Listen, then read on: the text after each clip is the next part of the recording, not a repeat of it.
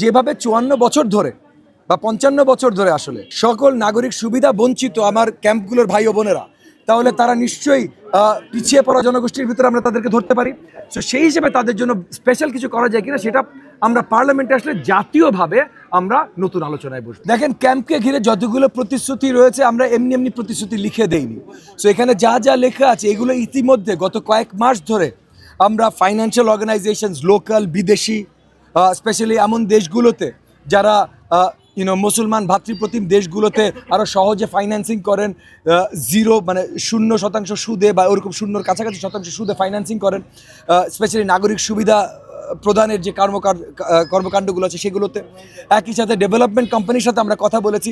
আমরা এমন একটা জায়গায় পৌঁছেছি যে কী কী করা আসলে সম্ভব। এমন না যে আমরা পুরো প্ল্যান বানিয়ে ফেলেছি এক্স্যাক্টলি এটা হবে, বাট কী কী করা সম্ভব বৃহত্তর অনেকের সাথে আলোচনা করে তারপরে আমরা আমাদের এই প্রতিশ্রুতিগুলো তৈরি করেছি।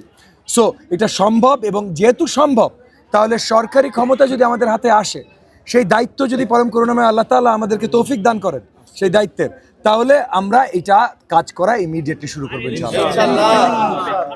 দেখেন, প্রথমত সরকারি চাকরির জন্য ট্রেনিং অ্যান্ড হোয়াটনটের ব্যবস্থা আমাদের এই অত্র এলাকার ক্যাম্পগুলোর জন্য আমরা করব। আর জাতীয় পর্যায়ে অন্য কোনো ব্যবস্থা করা যায় কিনা, কারণ আমরা সব জায়গায় চেষ্টা করি, সব জায়গায়, বিশ্বের সব জায়গায়, যে পিছিয়ে পড়া জনগোষ্ঠী যারা আছেন তাদের জন্য আমরা স্পেশাল কিছু ব্যবস্থা করতে চেষ্টা করি। তো যেভাবে ৫৪ বছর